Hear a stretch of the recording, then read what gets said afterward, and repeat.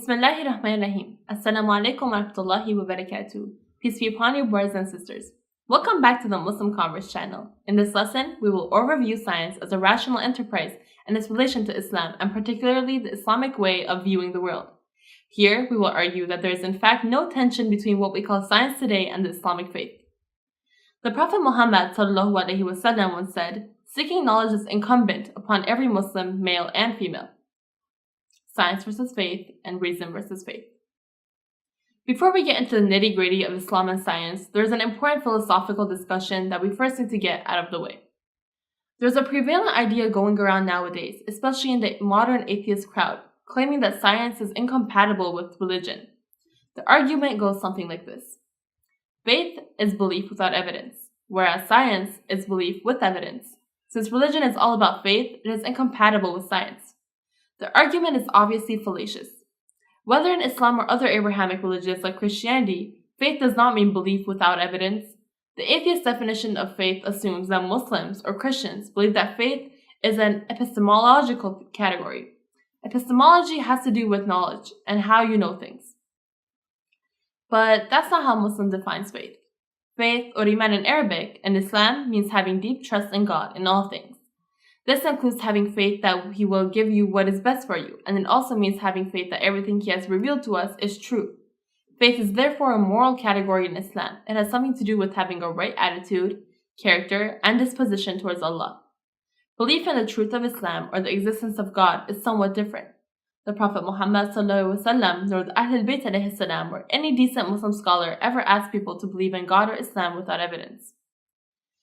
In fact, the Quran is full of rational arguments for the truth of the Quran, Allah, and the Prophet Muhammad ﷺ. If faith was belief without evidence, why would the Quran bring arguments to convince its audience? And why would the Messenger of Allah throughout his lifetime cite rational arguments and use miracles to prove his claim to divine prophethood? So faith is a moral virtue in Islam and not belief without evidence, as some erroneously believe.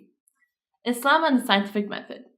The Oxford Dictionary defines the scientific method as thus: a method or procedure that has characterized natural science since the 17th century, consisting in systematic observation, measurement, and experiment, and the formulation, testing, and modification of hypotheses. In short, the scientific method is a method whereby we obtain a certain theory or view about material reality based on a specific set of experiments, measurements, and tests. This view or theory may affirm, modify, or reject our hypothesis. There is nothing in Islam that prohibits or frowns upon the scientific method. In fact, plenty of Muslim scholars in the pre-modern era conducted experiments to test their hypotheses about the created world. There are plenty of religious Muslim scientists today who work with the scientific method in all fields, whether it is chemistry, biology, or physics. None of these are incompatible with Islam or the Quran. In fact, the Quran always encourages us to observe and contemplate on the world of creation, and to use our abilities to reason. What Islam is incompatible with, however, is something called materialism. Materialism, also sometimes called naturalism or physicalism, is a worldview that assumes that all that exists is ultimately material. Only matter is real. Anything beyond that is untrue and not real. Muslim philosophers reject this view of the world as fallacious and incoherent. This is because conflating all of the existence, which physical reality is itself, a metaphysical worldview and an unprovable assumption. It is a metaphysical worldview as it is making a claim about things beyond physical reality, namely that there isn't such a thing as something beyond physical reality. Closely related to materialism is something called scientism. Scientism holds that the scientific method is the only way to understand existence, or at the very least, that the empirical sciences are the most authoritative worldviews and have the most legitimate claim on truth and knowledge. Muslim philosophers also reject this. They argue that there are plenty of truths that we, including advocates of scientism, believe in without using science.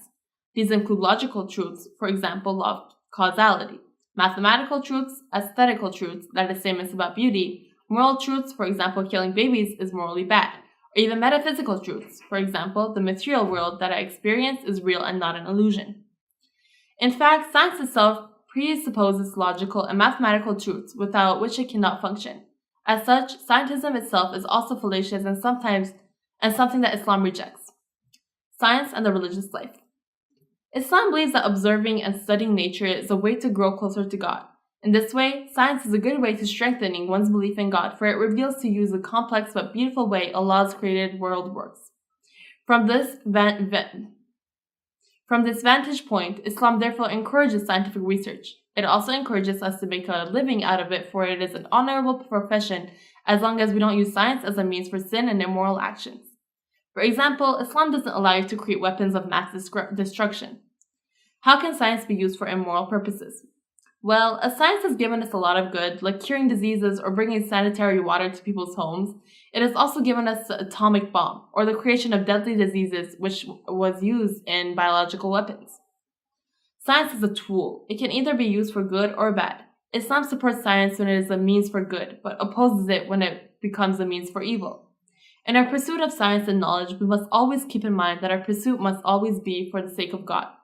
Imam Ali alayhi salam once said, "Do not seek knowledge for four aims. Number 1, self-glorification in front of people of knowledge. Number 2, quarreling with the ignorant. Number 3, showing off in gatherings of people. Number 4, attracting attention of people in order to secure an office of authority." Until next time, thank you for watching. Assalamu alaikum wa rahmatullahi wa barakatuh.